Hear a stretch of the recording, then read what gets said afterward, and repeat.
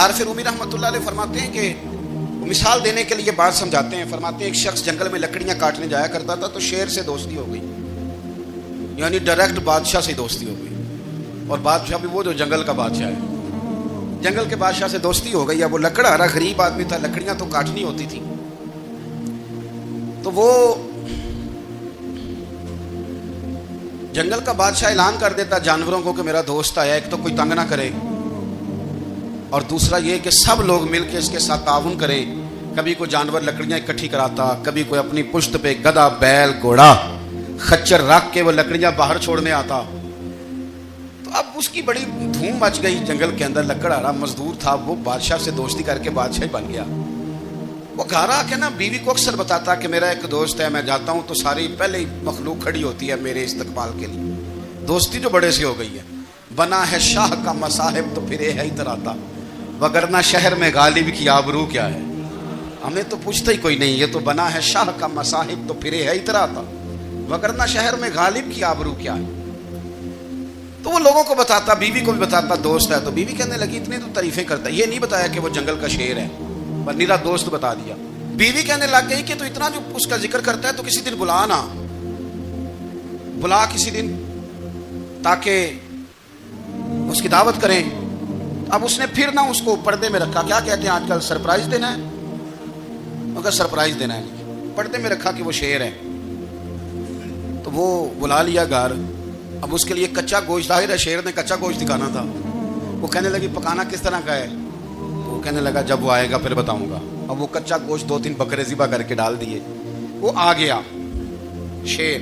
عارف رومی کہتے ہیں جب وہ آیا نا تو اس کی بیوی نے دیکھا تو اس نے ایک سخت جملہ کہہ دیا. کہنے لگی اوہو, میں سمجھی تھی پتہ نہیں کون ہے, اس طرح کے درندے تیرے یار ہیں, کتے بلے دوست بنائے ہوئے ہیں, یہ کیا بات ہوئی.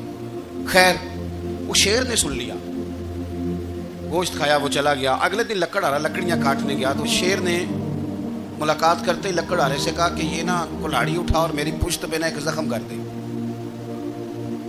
اس نے کہا نہیں میں یہ کام نہیں کرتا, تو میرا دوست ہے. اس نے کہا سن بھائی, میں نے پیار سے کہا تو مان جا, ورنہ میں ہوں شیر, میں نے تجھ سے منوا ہی لینا ہے, میں کوئی تکلیف دوں گا مناسب نہیں, تو کر. اس نے کلاڑی اٹھائی اور اس کی پشت پہ ایک زور سے زخم لگا دیا, خون بہنے لگا. اس نے کہا تو نے آج کے بعد آنا ہے, لکڑیاں کاٹنی ہے, تجھے کوئی کچھ نہیں کہے گا, بس یہ ایک حکمت تھی جو میں نے کیا ہے. قصہ مختصر. وہ آتا رہا, لکڑیاں ملتی رہیں, خدمت بھی ہوتی رہی. 6-8 ماہ گزر گئے. ایک دن شیر اس سے کہنے لگا یہ میرے ذرا بال اٹھا کے دیکھ, وہ جو تُو نے زخم لگایا تھا وہ کہاں پہ ہے. اس نے وہ بال اٹھا کے دیکھا تو زخم ملا ہی نہیں, کئی جگہ پہ ٹٹولا کا یار یہاں تھا یہاں تھا یہاں تھا. شیر نے پھر کیا کمال ہی جملہ کہا. اس نے کہا کہ وہ جو کلاڑی کا زخم تو نے لگایا تھا نا وہ مکمل ہو گیا, لیکن تیری بیوی کا جو لہجہ تھا اور اس کی جو تلخی تھی وہ آج تک میرے ذہن میں موجود ہے, وہ ابھی بھی مجھے تکلیف دیتی ہے. وہ بات سوچتا ہوں, مجھے اس نے درندہ کہا, اس نے میرے بارے میں اتنے کچے اور کمزور اور سخت جملے کہے, تو وہ بات مجھے بھولتی, وہ آج بھی میرے ذہن میں اسی طرح گونجتی ہے.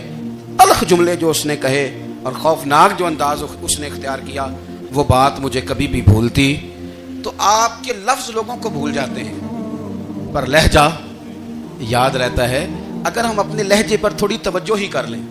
کچھ لوگ کہتے ہیں جی میرا جی روٹین ہی یہ ہے بات کرنے کی, تو یہ یاد رکھنا کسی وقت ایسا بھی ہوتا ہے کہ شیر کو سوا شیر مل جاتا ہے. پھر ایسا نہ ہو کہ آپ کی تلخی کی جواب میں کوئی اس طرح کی تلخی ہو کہ پھر آپ اس کو کبھی بھلا نہ سکیں. ہمارے ہاں نا یہ دور تیزیاں دکھانے کا دور ہے. کچھ لوگ ضرورت سے زیادہ تیزی دکھانے کی کوشش کرتے ہیں. ان بیچاروں کا کبھی کبھی اتنا سخت نقصان ہوتا ہے کہ ان کو ان سے بھی کئی گنا تیز بندہ مل جاتا ہے. وہ کسی ایسی جگہ جا کے بیچارے الجھ جاتے ہیں جہاں سے واپسی کا راستہ نظر نہیں آتا.